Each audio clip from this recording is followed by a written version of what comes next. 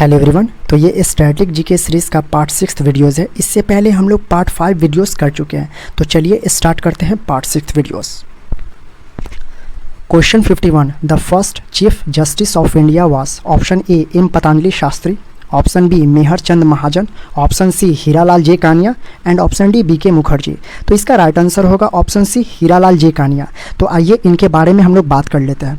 तो हीरालाल जे कानिया जी का आपका टाइम टेन्योर था 1950 से लेकर 1951 तक था। तो चलिए भारत के मुख्य न्यायाधीश के बारे में चर्चा कर लेते हैं।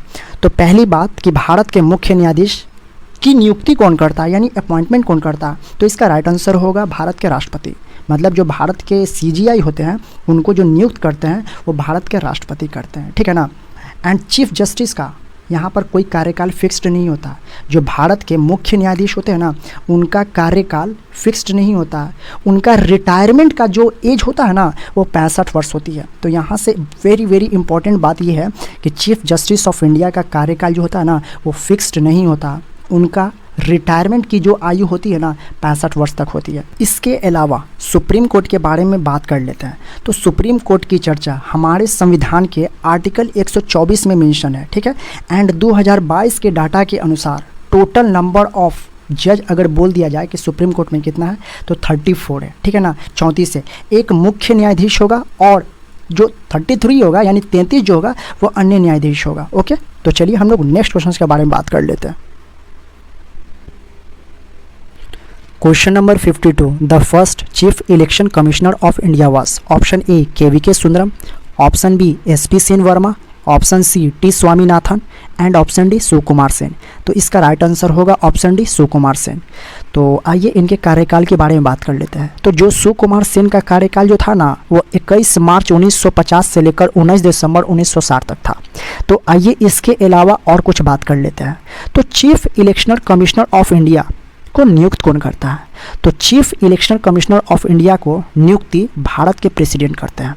एंड भारतीय चुनाव आयोग की स्थापना जो है ना 25 जनवरी 1950 को की गई थी।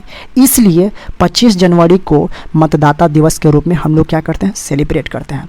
एंड हमारे कॉन्स्टिट्यूशंस में पार्ट 15 में मेंशन किया गया है इलेक्शन के बारे में, आर्टिकल 324 से लेकर आर्टिकल 329 तक। एंड 300 जो 24 आर्टिकल है ना उसमें यह मेंशन किया गया है कि भारत में एक चीफ इलेक्शन कमिश्नर होगा, ठीक है ना। और यहाँ से देख लेते हैं कि चीफ इलेक्शनर कमिश्नर ऑफ इंडिया का टाइम टेन्योर कितना है। तो चीफ इलेक्शनर कमिश्नर ऑफ इंडिया यानी भारत के मुख्य चुनाव आयुक्त का कार्यकाल 6 वर्ष या 65 वर्ष की आयु जो पहले पूरा हो जाए तब ये टर्म कंडीशन को फॉलो करता है। चाहे 6 वर्ष हो या उससे पहले 65 वर्ष हो जाए तब जाकर यह कार्यकाल समाप्त होता है। तो चलिए नेक्स्ट क्वेश्चन के बारे में बात करते हैं। Question 53, the first speaker of Lok Sabha was option A M Ayyangar, option B Sardar Hukam Singh, option C GV Mavalankar and option D S Radhe Krishnan.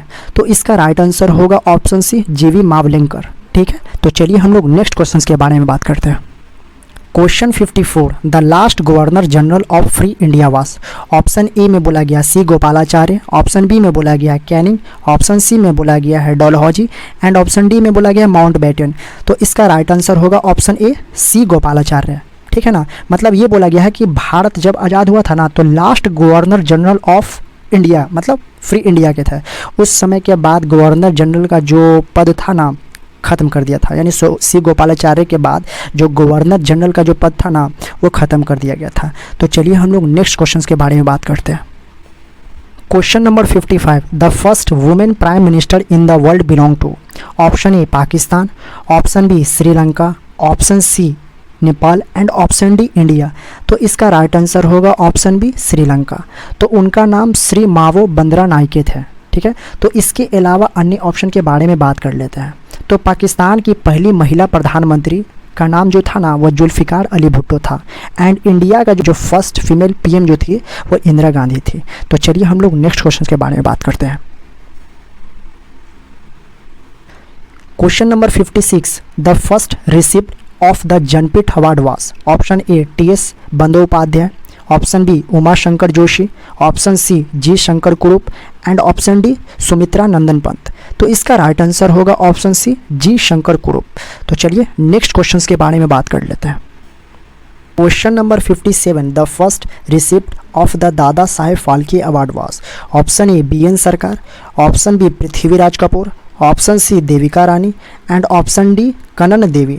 तो इसका राइट आंसर होगा ऑप्शन सी देविका रानी। तो चलिए नेक्स्ट क्वेश्चन के बारे में बात करते हैं। Question number 58 the first receipt of Bharat Ratna was. Option A Jawaharlal Nehru, option B Govind Ballabh Pant, option C B C Roy and option D C V Raman, C Gopalachari and Radhe Krishnan. तो इसका राइट आंसर होगा option D C V Raman को भी मिला था, सी राजा गोपालाचार्य को भी मिला था and C S Radhe Krishnan को भी मिला था एक साथ। ठीक है, तो चलिए एंड यहाँ से एक बात और जान लेते हैं कि जो पहली महिला जो थी ना वो भारत रत्न पाने वाली भारतीय महिला वो इंदिरा गांधी थी।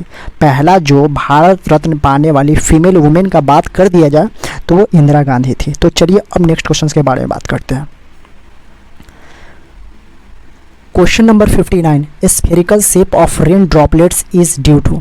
Option A cohesion, option B surface tension, option C adhesions and option D capillary actions. तो इसका राइट आंसर होगा ऑप्शन बी सरफेस टेंशन। तो सरफेस टेंशन के कारण स्फेरिकल शेप जो रेन ड्रॉपलेट्स होता है ना वो बन जाता है। तो चलिए नेक्स्ट क्वेश्चन के बारे में बात करते हैं। Question number 60 which of the following is busiest airport of India. Option A Delhi, option B Mumbai, option C Bengaluru and option D Chennai. तो इसका राइट आंसर होगा ऑप्शन ए दिल्ली।